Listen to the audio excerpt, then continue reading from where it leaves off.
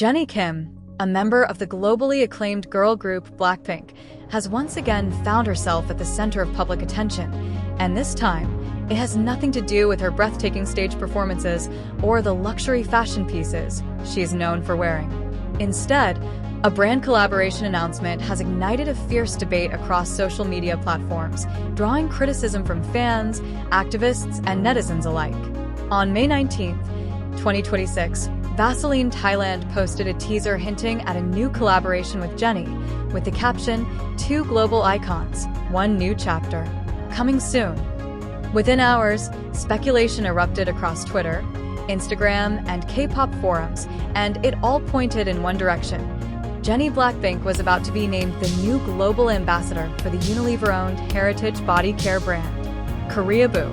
That speculation quickly proved correct. Vaseline, the heritage beauty brand under Unilever, officially named Jennie as global ambassador for its body care collection, fronting campaigns for its core lines Glutathione and Pro Derma. The appointment made Jennie the first artist to represent Vaseline at a truly global level, a milestone that, under different circumstances, might have been celebrated as a straightforward business triumph. Fernando Cahane, global brand VP at Vaseline, said the brand has continued to evolve through high-performance formulas designed to help skin feel healthy and hydrated, and that Jennie naturally reflects the confidence and effortless glow the brand stands for.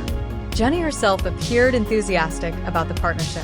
She described the collaboration as a natural fit, sharing that body care has always mattered just as much to her as hair and skin care, and that she loves sauna sessions and cold plunges to keep her skin healthy, always reaching for a moisturizing lotion afterward to lock in the glow.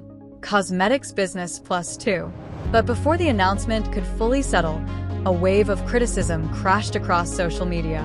Many fans and netizens were quick to point out that Vaseline is included on a boycott list connected to the ongoing genocide in Gaza, and that this has caused repeated backlash against idols who choose to work with brands linked to the boycott movement. The controversy stems from Vaseline's ownership under Unilever, a British-Dutch multinational corporation that has been a recurring target of the BDS, boycott, divestment, and sanctions movement, a globally organized campaign calling for the boycott of companies perceived to have ties to or provide indirect support for Israeli government policies in Palestinian territories. Shining awards. Unilever's entanglement with this issue has a long and winding history. The BDS movement includes Unilever among the companies it calls for boycott, citing what it describes as the company's long history of supporting Israeli interests. Back in 2021, Unilever's subsidiary Ben & Jerry's decided to stop selling its ice cream in Israeli-occupied territories, including the West Bank, a move that was initially read as a pro-Palestinian stance. However, Unilever later sold the Israeli distribution rights for Ben & Jerry's to a third party, effectively circumventing that decision in order to avoid broader financial and political consequences. For many activists and observers, that move revealed a troubling willingness to prioritize commercial interests over moral consistency. Furthermore, because Unilever Israel operates as a registered business entity within the country, profits generated through its operations contribute to corporate taxes paid to the Israeli government. These compounding factors have kept Unilever, and by extension its many product lines, including Vaseline, Dove, Lux, and Pond's, firmly in the crosshairs of boycott campaigns. Katadata plus two. It is within this charged context that Jennie's collaboration with Vaseline landed with such force. Vaseline Korea reportedly cleared its entire Instagram feed, leaving only the teaser content, a move that appeared to be a calculated strategy to generate buzz and reach younger global audiences through Jennie's enormous influence. The plan may have worked in terms of attention, but not in the direction the brand likely intended. Critical comments flooded social media, with one user writing that Jennie was chasing each and every boycotted Israeli-funded brand, while others questioned why a brand like Vaseline even needed a global ambassador, especially one of Jennie's stature. The criticism was not limited to fringe voices.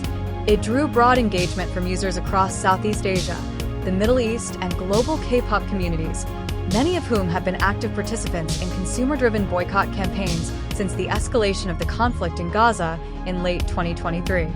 What made the backlash particularly complicated was the divided reaction within Jennie's own fanbase. Known as Blinks, her supporters were far from unanimous. Some chose silence. Others defended the decision, arguing that business choices are a personal right and that holding entertainers to political standards is unfair. Still others were openly and visibly disappointed, some even announcing that they could not support the partnership.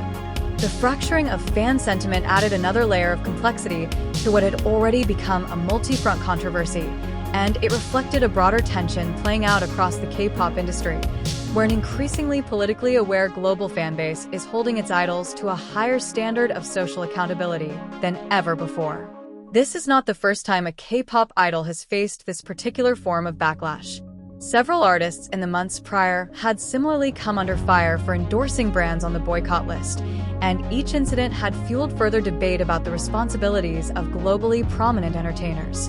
But given the scale of Jennie's platform at this precise moment in her career, the controversy drew outsized attention. She made history at Coachella as the first K-pop artist to headline the festival as a solo act, was included in Time magazine's list of 100 most influential people in the world for 2026, and attended the Met Gala in New York earlier this month.